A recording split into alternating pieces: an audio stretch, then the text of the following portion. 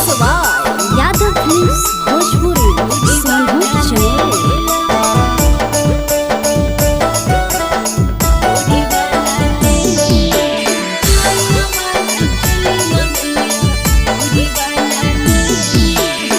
कहले हलिया डिजाइन वाला सीधा साधा ले आइला हो। कहले हलिया डिजाइन वाला सीधा साधा ले आइला हो।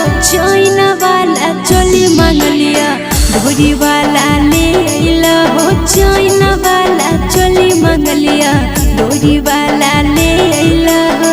कहले हलिया डिजाइन वाला सीधा साधा ले आइला हो।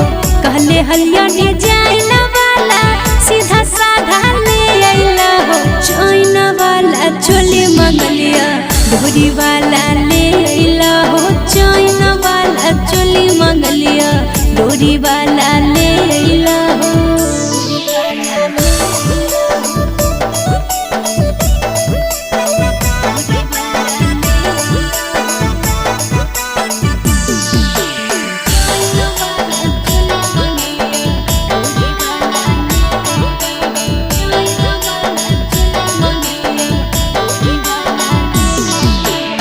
कहले हलिया टाइट लेवेला ढीला ढोल ले आइला हो।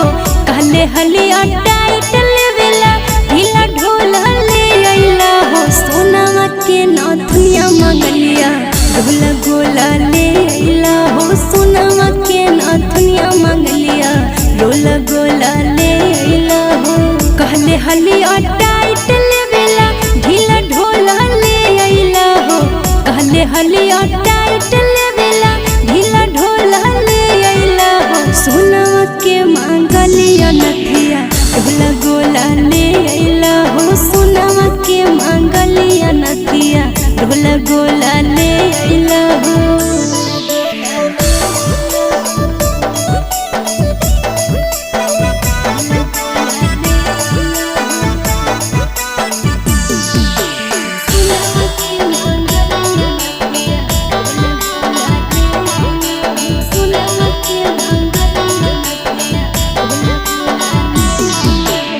कही कही के तोरा थकले पिया सोईता सारा गम हो।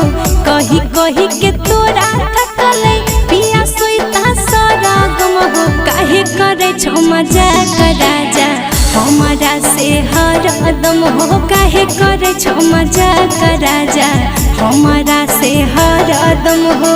कही कही के तोरा थकले पिया सोईता सारा गम हो। कही कही के तोरा थकले पिया सोईता सारा गम हो। काहे करे छो मजाक राजा हमारा से हरदम हो। काहे करे छो मजाक राजा हमारा से हरदम हो।